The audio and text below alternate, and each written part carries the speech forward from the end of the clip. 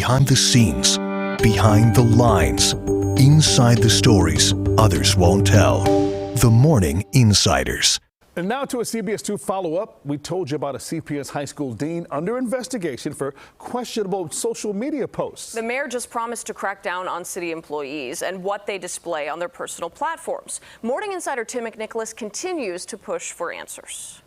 That a watchdog is now investigating. It was a story about social media that sparked a debate on social media.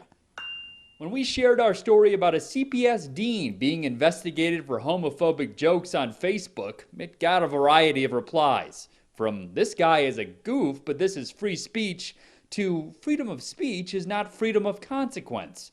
Is an employer allowed to mandate what you can or cannot post in your free time on your own device? Ordinarily, yes.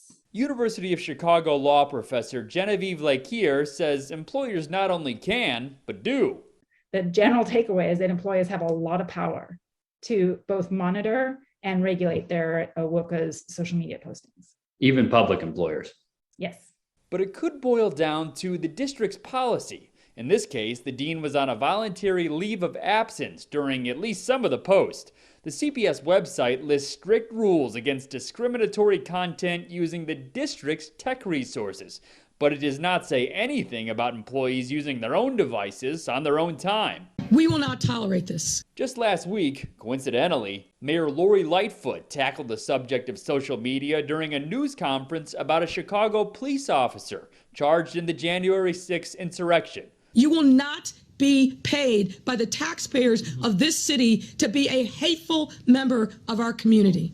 I've asked Nancy Andrade, our head of our Human Rights Commission, to convene a panel of experts to review all the tools and measures, including our social media policy, to make sure that city employees uphold the city's long-standing anti-discrimination and anti-hate policies. We will be vigorous in the enforcement. We've asked City Hall whether that policy review will include Chicago public schools, and we're waiting for an answer.